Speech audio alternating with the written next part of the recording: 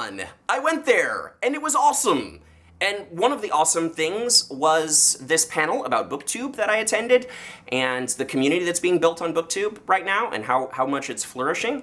And that panel had Christina Horner, Rincey Reeds, Jesse the Reader, Christina from Poland Bananas Books, and Regan from the Peruse Project. And they just talked about how much Booktube has been really succeeding in building relationships and networks, and I thought that was really cool. And I like books and talking about books, and so I said, I want to do that too. And then I had one of those aha moments, which is when you like realize something that should have been obvious, but for whatever reason you didn't realize it before. And that was that the name of this channel is Lection Eric, and lection is just from the Latin lectio, meaning to read, and I like to read even books that aren't the Bible, so I want to talk about those books too. And so, yeah, I'm gonna do that.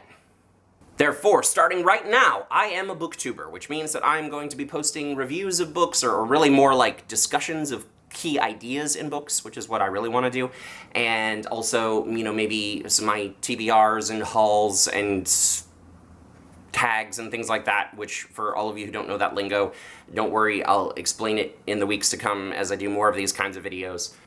So to begin with, I'm going to talk about this book today, Confronting the Predicament of Belief, The Quest for God in Radical Uncertainty by Philip Clayton and Stephen Knapp, because nothing says I really want my Booktube channel to be a success like picking a collection of graduate-level essays responding to an already difficult work of process theology, grappling with the relationship between science and theology. Yeah.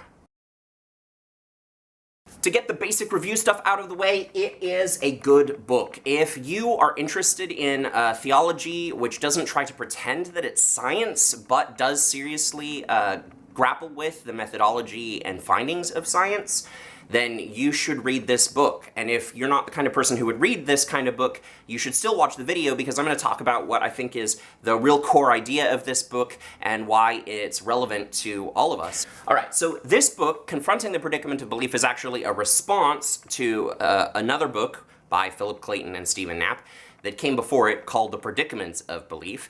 And that book and this book share some common ideas. They're talking about the same basic subject matter. So I'm not going to differentiate between what is in one book or in the other book when I'm talking about it here in the video. I'm just going to talk about the main idea and how it gets developed over these books. When we talk about belief, we often talk about what we believe, the content of our beliefs.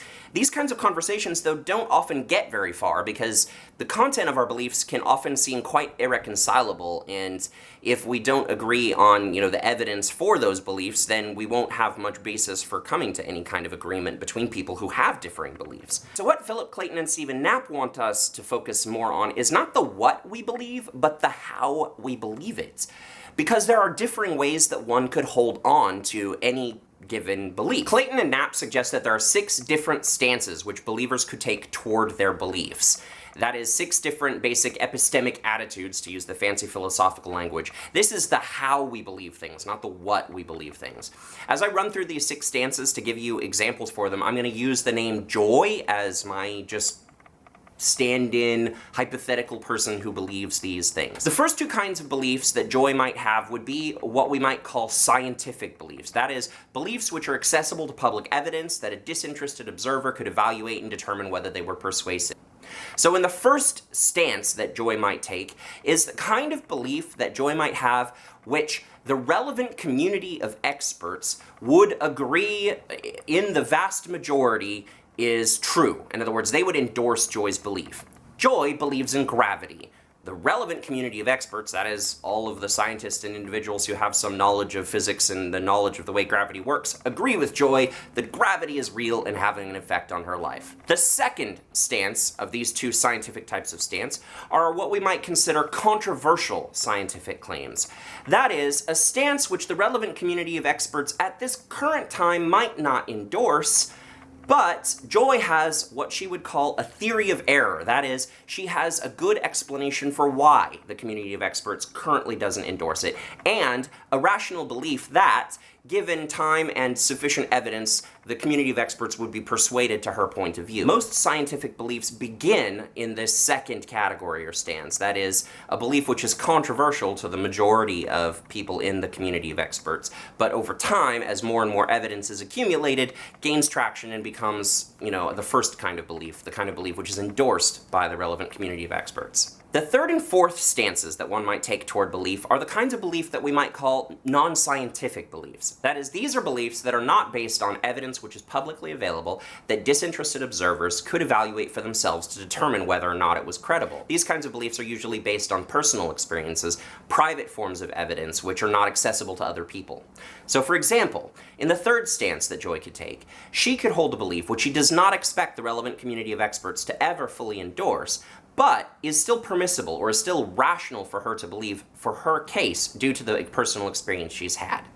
As an example, she might believe that there is an afterlife due to a near-death experience she had and a vision she experienced during that near-death experience. The fourth type of stance that Joy might take is also a type of belief based on personal experience, but it's a kind of personal experience which even Joy herself is beginning to question or doubt the veracity of the experience. The fifth and sixth stances in Philip Clayton and Stephen Knapp's schema of how we hold our beliefs are what we might call metaphorical beliefs. For example, in the fifth stance, Joy no longer really believes in an afterlife, but she still hopes that there might be an afterlife. She still holds it out as a possibility. Instead of being called a believer now, we might call her a seeker. She might engage in religious or ritual practices in the hope or desire that it would turn out to be true, despite the fact that the belief to her no longer seems to be indicated by the evidence. The sixth and last stance in the schema is what we might call fully metaphorical beliefs, in which the believer no longer really believes them, nor hopes that they would come true in some fashion, but still finds in the belief some valuable metaphor or proposition which they find useful for organizing their behavior and for providing some sort of sense of purpose or meaning for their lives. Now listen everybody, I think that Clayton and Knapp are spot on with this basic idea that believers hold on to beliefs in different kinds of ways. Whether you wanted to divide that up into 6 categories or 10 categories, it almost doesn't matter. But it's important that we acknowledge that we can and do hold on to beliefs in different ways, and therefore beliefs can function in different ways in our lives. The challenge with this comes is that it's very difficult for us to recognize the ways that people hold on to beliefs differently in a non-judgmental way.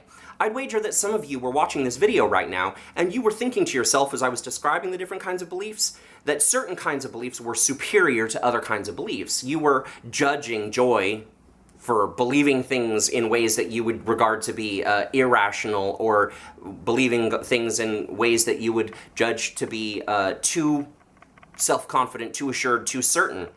And when we make mistakes about these different categories of beliefs, when we assume that one of these is always the right way to believe and another of these is always an invalid way to believe, then what tends to happen is we try to force beliefs into categories where they don't belong. And that's what you see with the kinds of Christians, for example, who try to insist that they can prove that the earth is only 6,000 years old or 5,000 years old or whatever the heck it is they believe, by, manipulating the fossil record and, falsely representing the science, because they're convinced that for their belief to be valid, it has to fit into that first category of beliefs. Whereas I find that people in the skeptic and atheist and rational community are often very dismissive of beliefs that fit into that 5th or 6th category, beliefs which are basically metaphorical. They think that they're irrational, or that for people to hold them are basically lying to themselves, or that it's a waste of your time. But the truth is that things which we probably, or I hope, we probably all value, things like justice, fit firmly into that category in 5 or 6. What I want to take from Confronting the Predicament of Belief, and what I hope you take from this video, is that when we start talking about beliefs, before we talk about what we believe, we might need to talk about how we believe it.